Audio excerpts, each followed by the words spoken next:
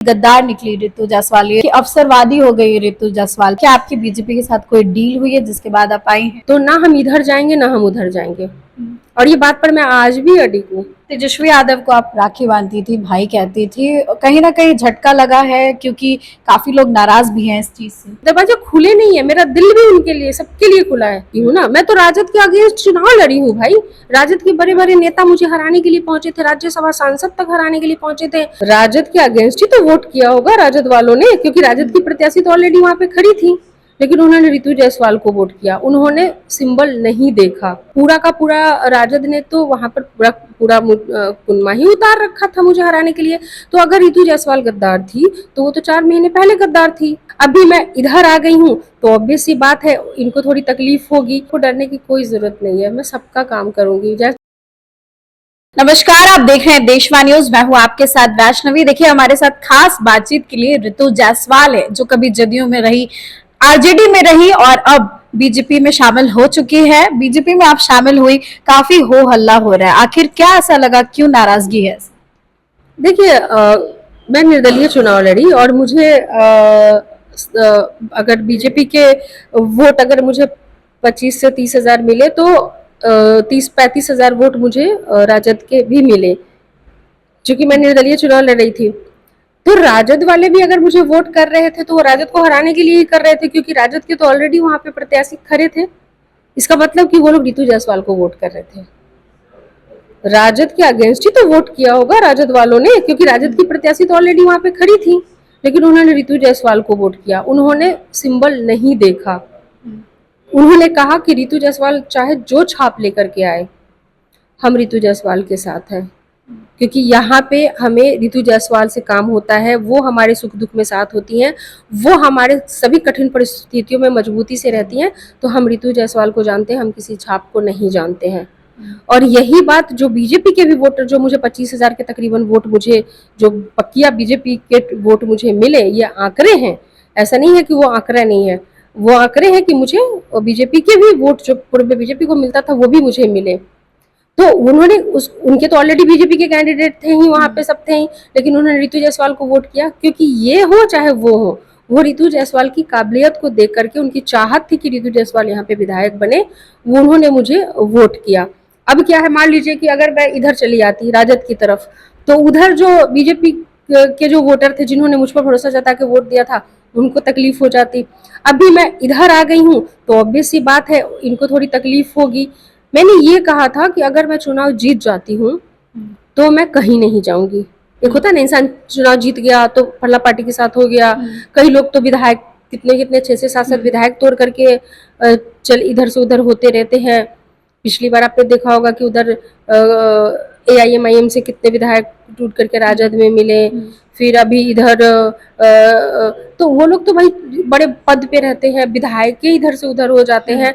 हम तो एक निर्दलीय प्रत्याशी के तौर पे चुनाव लड़े, और हम साफ साफ ये कहते रहे कि अगर हम जीतते हैं निर्दलीय के रूप में तो ना हम इधर जाएंगे ना हम उधर जाएंगे। और ये बात पर मैं आज भी अडिग हूँ कि अगर मैं निर्दलीय चुनाव जीती होती तो ना तो मैं बीजेपी में आती, ना मैं राजद में जाती, क्योंकि जनता ने मुझे निर्दलीय पे भरोसा करके मुझे वोट किया था कि भाई वो वहां पे, तो मैं निर्दलीय रहती। क्योंकि निर्दलीय, सही बता रही हूँ, मैं आज भी इस बात को कहती हूँ कि निर्दलीय की आवाज ज्यादा मजबूत होती है, ज्यादा मजबूत। हाँ। लेकिन जनता वहां पे चूकी, थोड़ा सा से चूके, कहीं से चूके, चूक तो गई, ठीक है। तो अब क्या है कि निर्दलीय ही रह करके या तो 5 साल और प्रयास किया जाता, उधर राजद 6 साल के लिए निकाल दी तो 6 साल पार्टी के लिए और इंतजार करना पड़ता। मेरा अभी मकसद क्या है, कोई चुनाव तो है नहीं कि ऋतु जायसवाल टिकट के लिए चली गई है, कोई चुनाव नहीं है 4 साल 5 साल। क्यों गई है ऋतु जायसवाल? ऋतु जायसवाल जब उधर थी तब भी मकसद जनता का काम करना था। ऋतु जायसवाल आज इधर है, भाजपा में है, तो भी उनका मकसद जनता का काम करना ही है। ये जरूर है कि अगर आप सरकार के साथ हो रहते हो तो थोड़ी सहूलियत जनता को मिल जाती है। इससे ज्यादा मेरा कोई न भावना है, न अंदर में कुछ छल या कपट है। तेजस्वी यादव को आप राखी बांधती थी, भाई कहती थी, कहीं ना कहीं झटका लगा है क्योंकि काफी लोग नाराज भी हैं इस चीज से। देखिए, आपने भाई का साथ छोड़ दिया। राजनीति अलग चीज है, रिश्ता अलग चीज है। रिश्ता और राजनीति को आप जोड़ के नहीं दे सकते। रिश्ता होता है ना कि एक एक इमोशनल वो होता है, लेकिन आपको राजनीति में इमोशंस को परे रख करके और तब सोचना पड़ता है, क्योंकि इस तरह की चीज़ें अगर नहीं होती तो आप अभी देखिए रोहिणी जी भी थोड़ी दुखी होकर के गई, तो इसका मतलब ये नहीं है कि राजनीति से उसको जोड़ के देखा जाए। रोहिणी जी अगर दुखी हो गई, घरेलू कुछ ऐसा कुछ मैटर रहा होगा या चीज़ें होंगी, तो एक रिश्ता अलग चीज होता है। राखी को राजनीति से जोड़ के नहीं देख सकते। रिश्ता अपनी जगह है, राजनीति अपनी जगह है। तेजस्वी जी ने जो निर्णय लिया होगा, निश्चित तौर पे उन्होंने राखी को दिमाग में रख करके नहीं लिया होगा, उन्होंने जो उनको अपना समझ में आया होगा कि भाई किसको देना है नहीं देना है, उसको सोच के लिया होगा। मैंने जो निर्णय लिया होगा वो उसको सोच के लिया होगा। कई लोग आपको ट्रोल कर रहे हैं सोशल मीडिया पर, आपके पुराने बयान चलाए जा रहे हैं जब आप बीजेपी के अगेंस्ट बोला करती थी, तो ये कह रहे कि अवसरवादी हो गई ऋतु जायसवाल। पहले प्रखर थी, मतलब आवाज रखती थी, अब अवसरवाद की राजनीति कर रही है। देखिए ये तो होगा ही ना। आप अगर आप ऐसा तो है नहीं कि आप अगर आप राजद में है तो आप राजद को ही बैठ करके हम सुबह शाम गाली देंगे तो 6 साल का निष्कासन पहले नहीं निकल जाएगा क्या? या अगर हम आज बीजेपी में है तो क्या हम यहाँ पर, ये सब ना बकवास बात है। आप अगर जहाँ पर रहते हो, जिस जगह पे रहते हो, आपके जो पार्टी की जो विचारधारा है, पार्टी का जो गाइडलाइन है, पार्टी की जो चीजें हैं, उसके हिसाब से तो आपको चलना ही पड़ता है। ऐसा थोड़ी कि नहीं चलना पड़ता है। नहीं तो फिर आप रहिए ताउम्र निर्दलीय रहिए, या फिर तीसरी पार्टी बनाइए, चौथी पार्टी बनाइए। और अगर आप पार्टी के साथ रहेंगे तो जो पार्टी की विचारधारा है उसके हिसाब से तो आपको रहना पड़ेगा। आरजेडी की आप स्ट्रॉन्ग पिलर रही हैं, महिला प्रकोष्ठ की प्रदेश अध्यक्ष रही, काफी ज्यादा आपको वहां पर सम्मान भी मिला। कई लोग कह रहे हैं कि गद्दार निकली ऋतु जायसवाल, ये तो चली। तो देखिए गद्दार निकली तो 4 महीने पहले गद्दार निकल गई। अगर मैं गद्दार हूँ तो मैं 4 महीने पहले मैं राजद के खिलाफ चुनाव लड़ चुकी हूँ ना। मैं तो राजद के अगेंस्ट चुनाव लड़ी हूँ भाई। राजद के बड़े बड़े नेता मुझे हराने के लिए पहुंचे थे, राज्यसभा सांसद तक हराने के लिए पहुंचे थे, बड़े बड़े पूर्व मंत्री मुझे हराने के लिए, आपसे डरे थे उस टाइम, विधायक तमाम मुझे हराने के लिए। पूरा का पूरा राजद ने तो वहां पर पूरा पूरा कुनमा ही उतार रखा था मुझे हराने के लिए। तो अगर रितु जायसवाल गद्दार थी तो वो तो 4 महीने पहले गद्दार थी।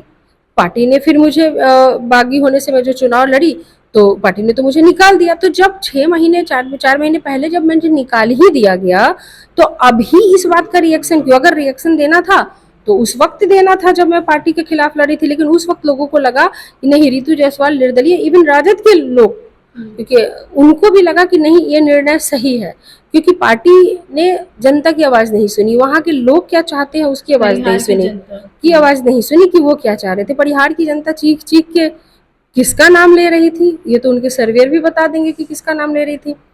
अब पार्टी की क्या चीजें रही नहीं रही, लेकिन मेरे क्षेत्र के लोगों ने मुझसे कहा कि आपको निर्दलीय लड़ना पड़ेगा। कुछ लोग जानना चाहते हैं कि क्या आपकी बीजेपी के साथ कोई डील हुई है जिसके बाद आप आई हैं? एक ही डील है, जनता का काम होना, ना कोई चुनाव है। और एमएलसी जैसी जो बातें चल रही हैं, चुनाव आने वाला है, आपको पता चल जाएगा ऐसा कुछ भी नहीं है। ना कोई डील है, ना कोई समझौता है, ना कोई बातचीत है।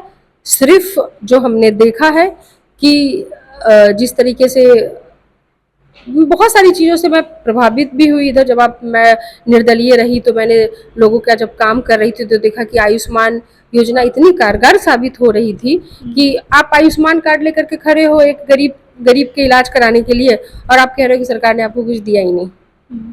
ठीक है, एक आदमी को अगर कैंसर जैसी गंभीर बीमारी हो जाए, गरीब आदमी को, तो उसी दिन से वो अपनी मृत्यु के दिन गिनने लगता था। लेकिन आज आयुष्मान की वजह से वो, उसके परिवार को लगता है या उसको लगता है कि वो बच सकता है। ये हकीकत है। मैं खुद 4 मरीजों को रोज भेजती हूँ, अलग अलग अस्पतालों में फ़ोन करती हूँ, भाई इसके पास पैसा नहीं है लेकिन इसके पास आज भी सुबह सुबह एक का था, उसको हाइड्रोसिल का ऑपरेशन होना था, कल एक स्टोन का था, एक तो रोज तो कहता है कि मैडम मेरे पास पैसा नहीं है लेकिन आयुष्मान है। मैं, अगर आयुष्मान है तो हो जाएगा।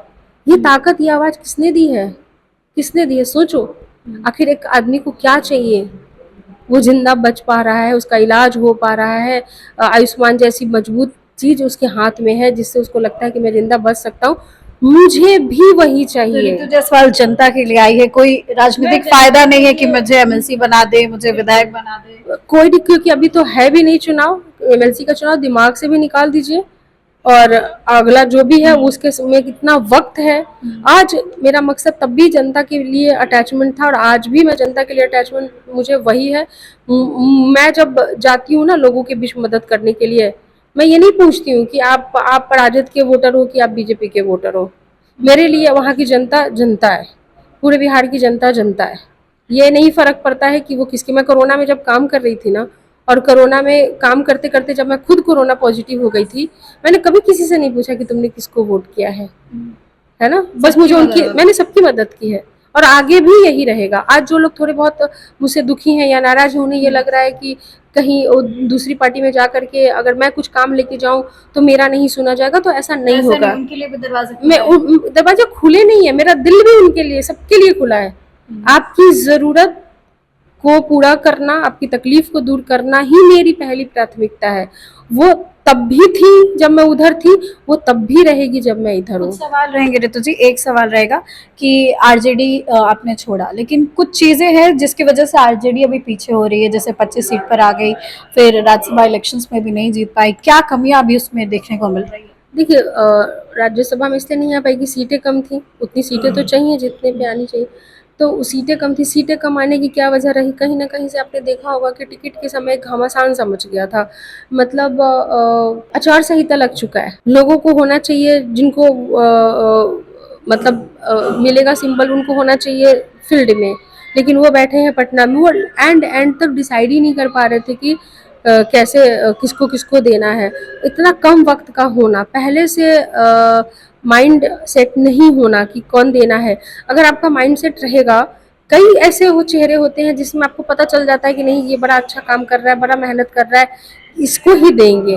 तो उसको अगर क्लियरिटी रहती है ना, तो वहां पर सीटें निकालनी और आसान हो जाती हैं। एक है कि 5 साल तक काम कोई और कर, एकदम से आपने किसी और को दे दिया। तो मुझे लगता है इन सब पे उनको काम करने की जरूरत है। आपको ग्राउंड रियलिटी पता हो, है ना, ये भी बहुत जरूरी है। 4 और 5 कैंडिडेट अगर एक ही जगह से हो जाते हैं, तो क्या होता है कि एक को मिला तो बाकी के 4 हराने में लग जाते हैं। तो ये चीजें नहीं होनी चाहिए। पार्टी को अपना स्टैंड लेना पड़ेगा, पार्टी को कार्यकर्ताओं के दिल की बात सुननी पड़ेगी।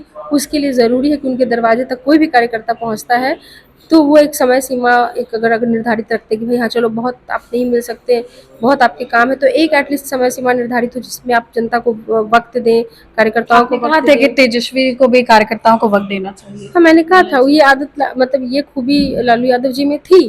तभी ऐसा वक्त था कि मतलब लगभग सीटें जो है उनकी हुआ करती थी। और लेकिन जब जब से इसमें कमी आई है, तो तब से देखिए कि ये मतलब ग्राफ नीचे गिरता ही जा रहा है। गाजियाबाद में पूरा फैमिली एक साथ नजर आया, बर्थडे पार्टी थी राज की, सब पहुंचे थे वहां पर। आप कैसे देखती हैं इन सब चीजों को? आप भी मिस नहीं, ऐसा नहीं है। उनका अपना घरेलू भाई खुशी का मौका है। 1 साल बच्चे का हुआ है, तो ये तो खुशी का मौका है। मैं भी आशीर्वाद दूंगी, और बच्चा है अच्छा करे, और वो भी है, तो ये तो उनका घरेलू अपना फंक्शन है। आखिरी सवाल लेंगे ऋतु जी आपसे। कुछ मुस्लिम वोटर्स आपसे नाराज है, आपको धमकी भी मिली थी कॉल पर, ऐसा? नहीं, धमकी कोई नहीं दे रहा था। देखिए, होता ही है ना, 2 विंग है, 2 धाराएं हैं। आप एक तरफ की धारा तरफ जाएंगे तो दूसरी धारा के जो लोग हैं वो थोड़े दुखी हो जाएंगे। तो वो नाराज नहीं है, उन्हें ये विश्वास नहीं हो पा रहा है कि अगर ऋतु जायसवाल चली गई तो क्या मेरे लिए काम करेगी वैसे जैसे पहले करती थी। जब वो कुछ दिनों में देखेंगे कि ऋतु जायसवाल वैसे ही काम कर रही है जैसे पहले करती थी, तो उनकी वो डर भी उनका खत्म हो जाएगा। क्योंकि दिक्कत क्या है ना कि काम करने वाले लोग बहुत कम है, और अगर काम करने वाला एक बंदा कोई है तो सबका भरोसा उससे जुड़ जाता है, और वो अंदर से डरा हुआ फील करता है कि इधर जाएगी तो क्या मेरा काम करेगी। मैं कह रही हूँ आपको डरने की कोई जरूरत नहीं है। मैं सबका काम करूंगी, जैसे बिल्कुल मोदी जी की तरह, सबका साथ, सबका विकास, सबका विश्वास। अब भगवा रंग में रंग चुकी है, लेकिन हरा रंग को लेकर के पॉलिटिक्स बहुत तेज हो गई है। आरजेडी के लोग गाना भी बना रहे हैं, कहा जा रहा है कि उन्हें सीएम सम्राट चौधरी टारगेट कर रहे थे। आप इसका सवाल किसी प्रवक्ता से ले ले तो ज्यादा अच्छा है। थैंक यू सो मच बात करने के लिए। तो आप सुन रहे थे ऋतु जायसवाल को, जिन्होंने अपनी बातें रखी है। फिलहाल इस खबर में बस इतना ही। देखते रहे देशवा न्यूज।